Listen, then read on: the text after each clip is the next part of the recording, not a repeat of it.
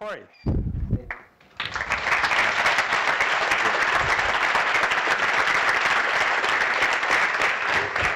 Well, it's really great to be here for a couple of reasons. One is these kind of things, these kind of collaborations give me the opportunity to collaborate with people from different fields, and seeing how different people in different fields approach their work is just tremendously educational and insightful for me. And the other reason why it's great is just by the fact that I'm here. It's an indication and an example of how different the world of cooking is today. I think when I first started cooking, it was 1995. So that was only 17 years ago. And 17 years ago was really a blink.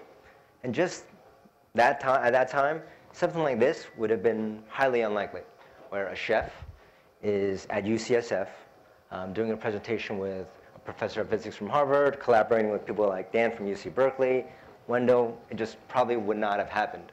And that's really a good example of how we as chefs have so many opportunities and resources to tap into now. So I feel very lucky to be cooking at this time and being able to tap into these resources. And I opened Bennu Restaurant in 2010, and that's where I get to apply a lot of the work and knowledge that I obtained from these kind of events.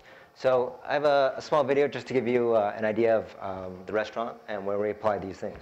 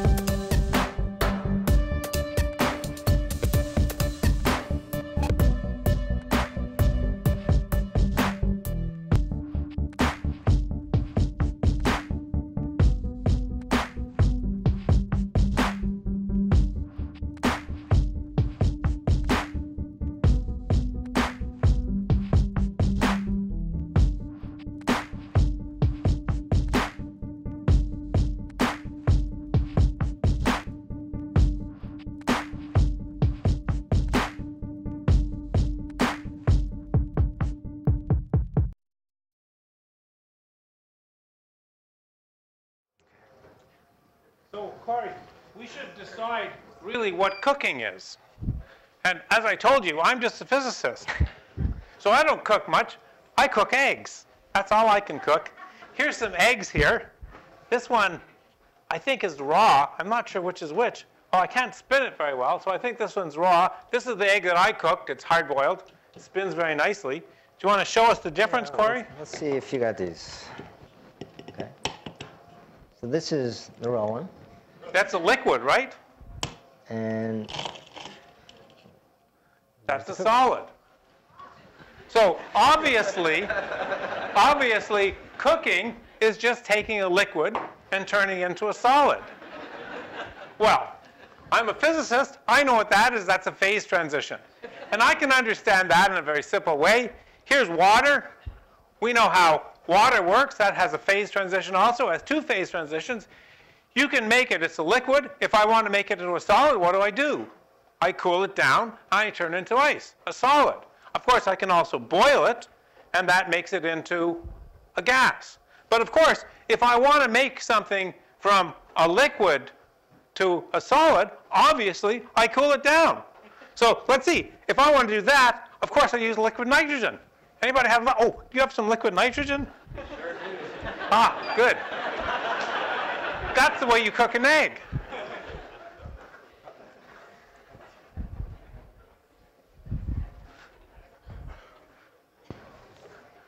It's good that he's safe. This is what you always do when you use liquid nitrogen.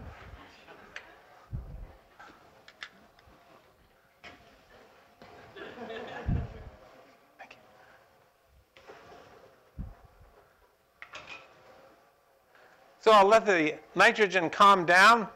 It's very cold. This is obviously the best way to cook an egg. This is the way a physicist cooks an egg.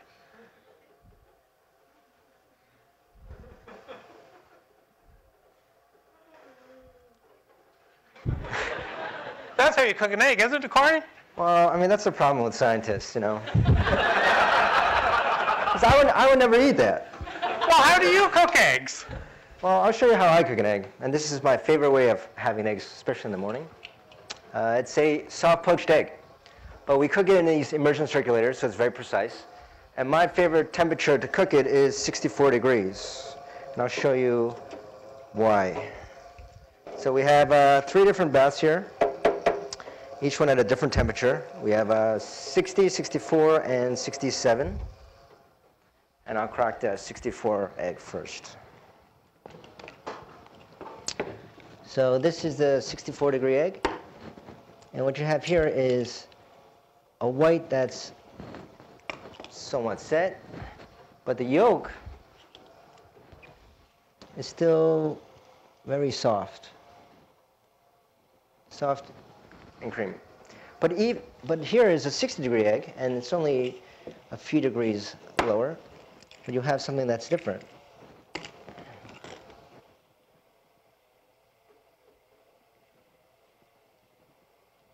And then here you have a 67-degree egg.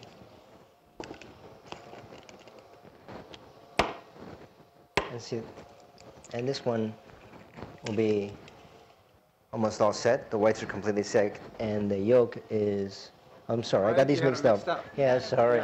So this is a 60, this is a 67, and this is a 64. Okay. So you see how different these eggs are, just with 3 to 4 degrees variance. So what's interesting about this, Corey, is that just a few degrees of temperature is enough to change the, to cook the egg. And so why is that? Well, an egg is made up of proteins, and temperature, exactly at the right temperature, the proteins will denature. They'll come apart. And as they denature, then they can come apart and they can stick to other proteins that are also denaturing and form new bonds and then form a gel, form a network that extends through the egg and makes it into a solid. So that's one way of cooking an egg. Should we look and see how this, the way I cooked an egg?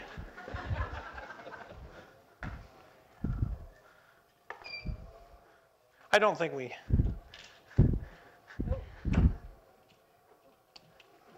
Clearly solid. Clearly solid.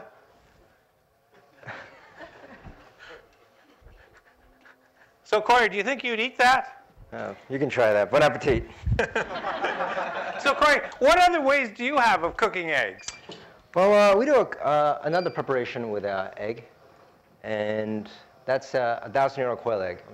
So this is a pidan, and it's traditionally made with duck eggs or chicken eggs, usually duck eggs. Very classic Chinese cuisine. And we start with a brine with salt and sodium hydroxide, and we let that brine for, as you can see, 12 days. And after that's brined, we age that for 4 weeks. And this is one of those preparations that took a really, really long time to figure out how to do. There was a lot of testing being done. And after that aging, we heat it just a little bit so that we can peel it cleanly, because it gels on its own, but it's very, very difficult to peel. because the gel is so soft. And then here is a picture where you see that it's translucent now. And for the menu, we served this as one of our first canapes, and we've done it in various forms.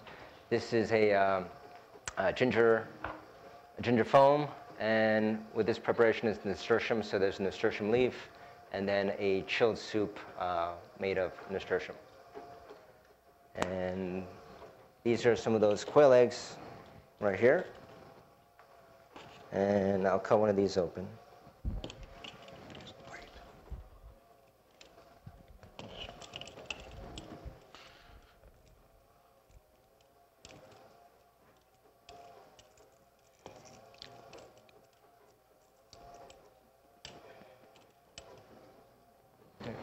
It tastes better than it looks, so.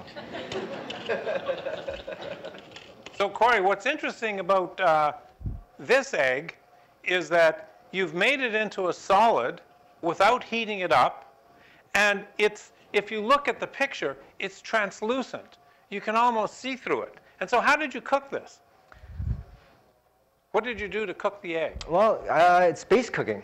We go to a pH level of about 12, and that's what denatures the proteins and starts to form a gel. So instead of heating to denature the protein, he used a base. So you could imagine, could we cook an egg in an acid or a base? Can we do that?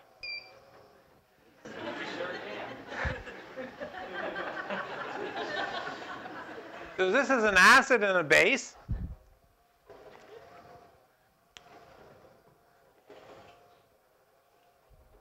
Glasses?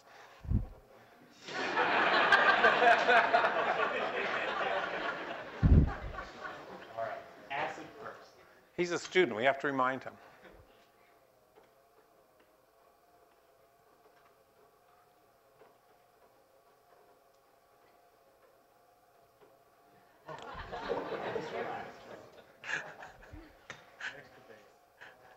pH 14.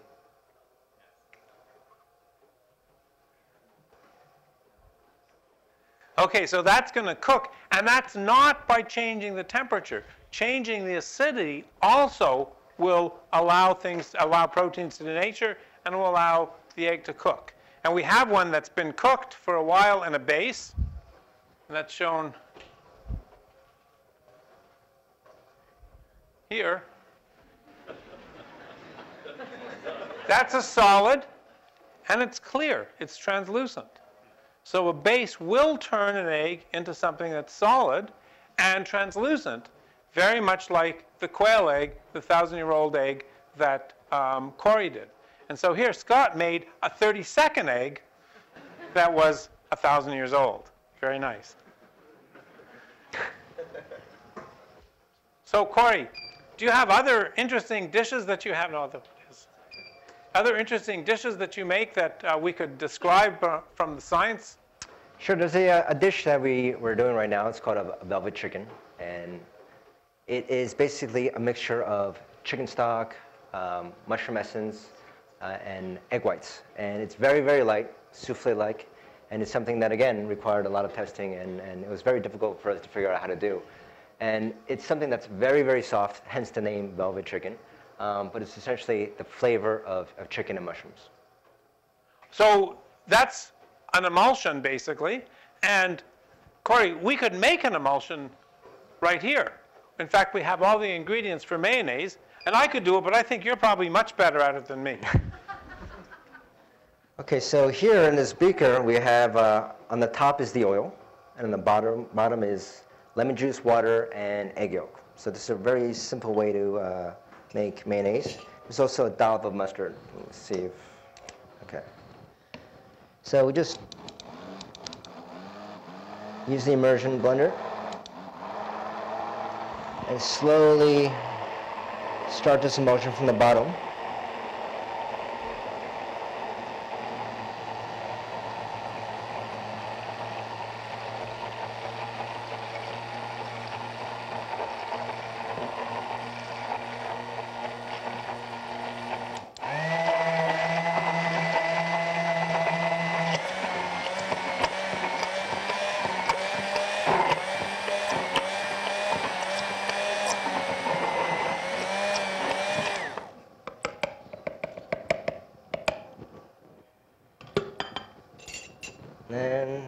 That's it. So what's really interesting about this emulsion, is he's taken two fluids, basically water with a little lemon juice and oil, and he's mixed them together, and it's a solid. It's a different way of taking a liquid and making it into a solid, and that's an emulsion. So how can we understand that? Well, this is a picture of what you would see making a mayonnaise. This is when a picture that's taken just as you begin to mix it. And you can see what's happening is that the oil is forming small drops. And as you mix them more and more, the stiffness increases and the drop size decreases until finally you get very, very small drops, very thick drops, but it's very stiff. It's gone from a fluid to a solid. We tried some in preparation yesterday, and Wendell made some. He made the normal mayonnaise like this, and then he decided to go a little bit farther, and he mixed some olive oil. And this is a picture that Dan took of Wendell's olive oil mayonnaise. And you can see what's quite interesting is, again, you have the drops, but now you have drops inside of drops, and this is the olive oil that's formed extra drops inside of it. But let's understand really why you get this solid-like behavior. So an emulsion is a dispersion. The oil is formed into drops, and it's inside the liquid. It's surrounded by the water. So you take the oil and the water, you mix them together, you get drops of oil and water. But in order to have them stay as drops and not coalesce, not become, just phase separate back into oil and water, you have to add some kind of surfactant. And that's the reason that you add the egg. The egg is one of the best surfactants. It was an egg yolk. It's one of the best surfactants they are. It's a lecithin, which is phospholipid, and it's an excellent surfactant. In fact, Corey, one egg yolk will actually emulsify. It's sufficient surfactant to emulsify gallons of mayonnaise. So we're really having excess surfactant here. The surfactant stabilizes the surface and prevents the drops from coalescing. So when they come close, they repel each other, and they can no longer coalesce, and that stabilizes the interface. That's the importance of the surfactant. And that's what allows you to take two fluids, mix them together, and get a solid. But let's understand now why you get this solid-like behavior. The reason for that is that if you pack the drops very, very tightly together, so if they remain spherical, you can pack them to volume fraction, to a fraction of the total volume, only at 64%. If you want to put more oil in, and you saw there was really a lot more oil than that, if you want to put more oil in, they can no longer remain spherical.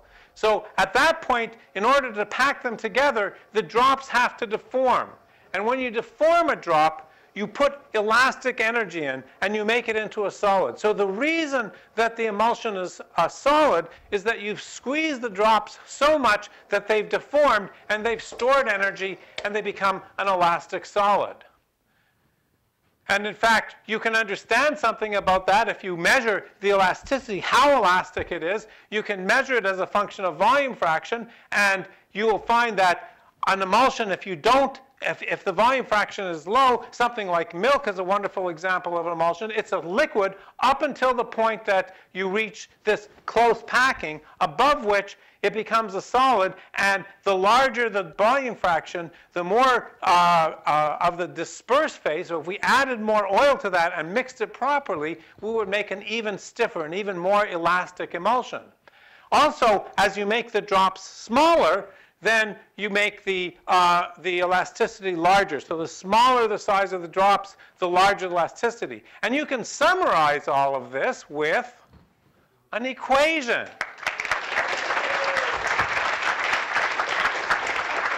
And so you can see the equation is actually fairly simple. This is the surface tension, and it depends on the elasticity, E. We use the E for elasticity in this lecture. The elasticity depends inversely with the drop size, and it depends on the difference between the volume fraction that you have and the critical volume fraction, the volume fraction at which it becomes a solid. So this is a simple way of understanding, again, a different way of cooking, of changing two fluids into a solid just by mixing them together. So Corey, are there other interesting dishes that you have that we could learn something about the science from? Well, here's another dish that we do that hopefully you can explain. This is basically a variation of a traditional Korean dish called bossam, which is pork and kimchi and oyster. Traditionally, you wrap those things around a leaf of cabbage. So to make this, we start out by making a traditional kimchi using cabbage. And we have sugar, salt, ginger garlic, fish sauce, and chili paste, or sorry, chili powder. And then we mix all those things together. We don't do the salting process because we actually want the liquid. And then we ferment that. And then after it's fermented, we make a stock. And that's the whole point of making the kimchi for us. We just want the liquid. And then once we have that liquid, we strain it. And then to that liquid, we add a combination of different sugars, gums, and starch. And what that allows us to do is modify the texture to get something that we can work with. So you see here now we have this thick liquid that we can work with very neatly and spread on a piece of acetate.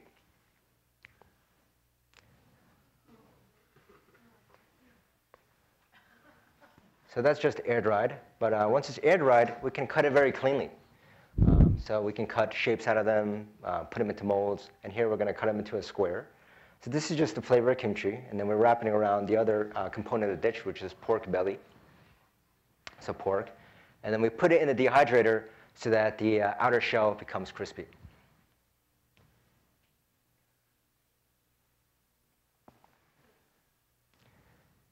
And then the remaining component of that traditional Korean dish is the oyster. So we top this with a single oyster and a little bit of oyster juice.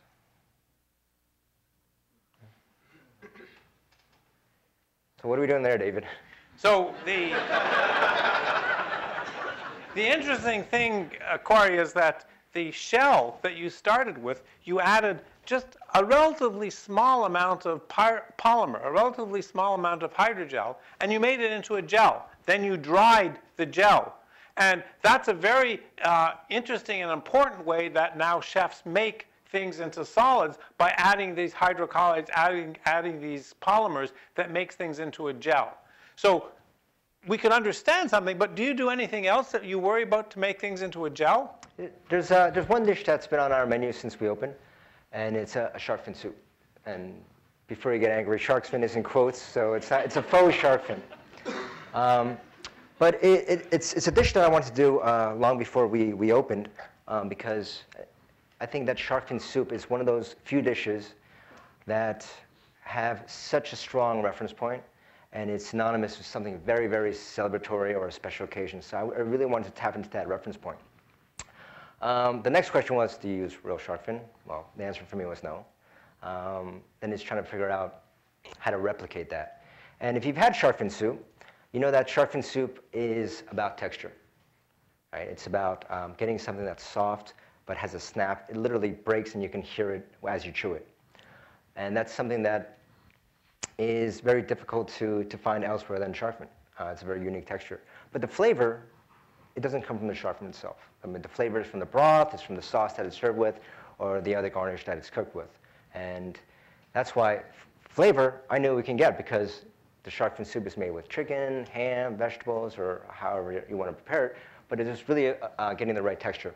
So to this, we actually collaborated with a company down in San Diego called CP Calco, who manufactures a lot of hydrocolloids, and spent a few days down there trying to work on this. And we tried all different combinations, all different things.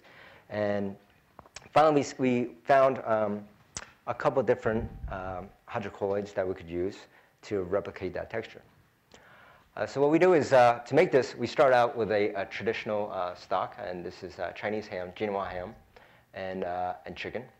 And so we make a broth, and then to that broth we add gelling gum, alginate, and locust bean gum for 3 different properties.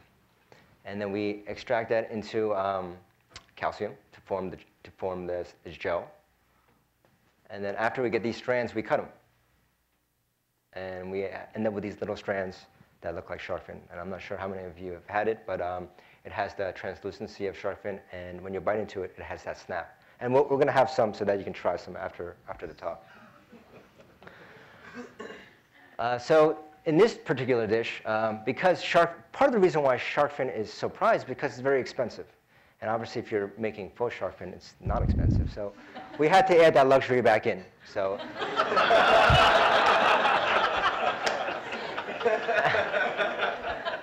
And so this is a custard made from a truffle puree. So that was. Yeah, a few over the top sometimes. So this is truffle puree, set into a custard. And then, because we're here in San Francisco and we want to serve with shellfish, it's Dungeness crab. And then on top, we add a little bit of cabbage and carrot, which is some of the braising garnish for the soup with the shark fin. And then we add that broth that we were cooking earlier, from which the shark fin strands are made from.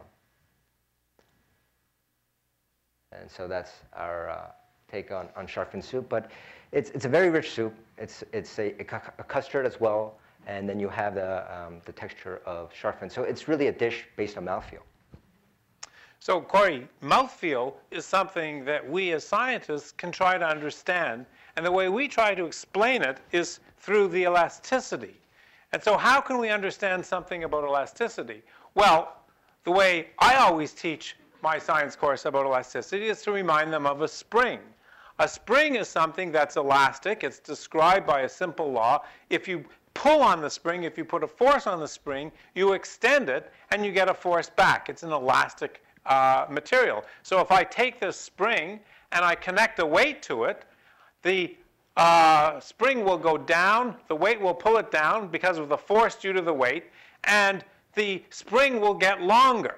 And I can take this and I can calculate the spring constant using Hooke's law, or for a material, I really don't want to calculate just the spring constant. I want to calculate some material property.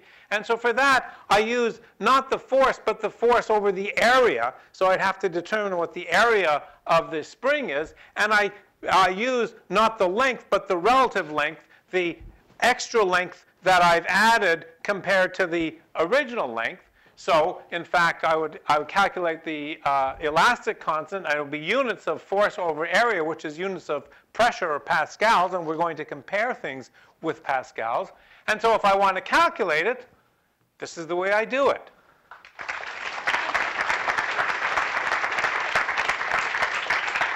So we can actually use this equation. It's just the force divided by the area and the relative change in length. We can use this equation to measure the elastic constant. And we'll actually measure the elastic constant of this faux shark fin here. But Dan was nice enough to measure some of the elastic constant for us of the other gels. Now, shark fin itself is a very interesting material. It's actually a combination, the gelling agents are a combination of collagen and actinidin. Actinidin is something that is found in fish, on the fins of fish. And as the fish transformed, as they evolved to land-based animals, they lost the actinidin, and that changed the nature of the fin away from something that can swim. In fact, if you do experiments and you knock out the actinidin in a zebrafish, the fins become very stubby.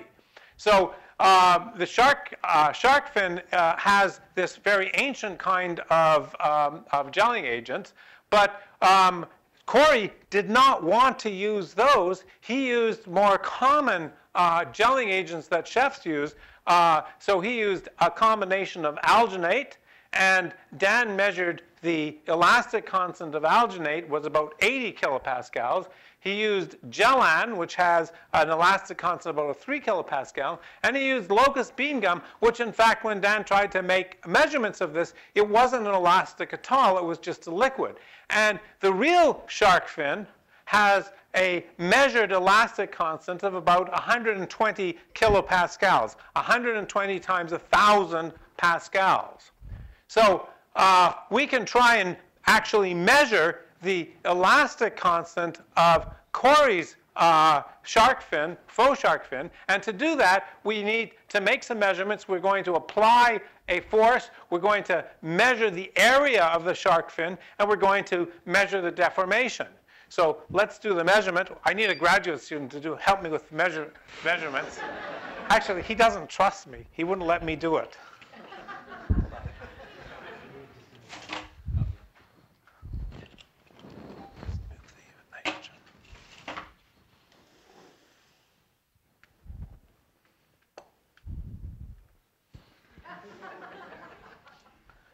So what he's going to do is he's going to measure the length of a piece of Corey's shark fin that's been knotted and tied into a loop and hung from the top here.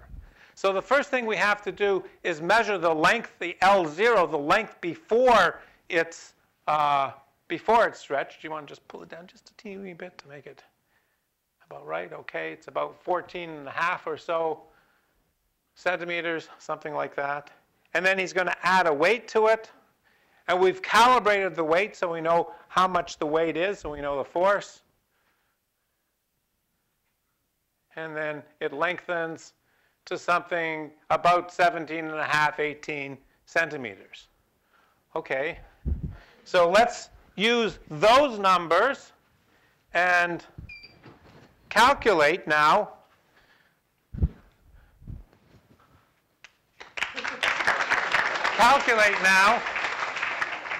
what the elasticity is. So the weight that we used was 57 grams.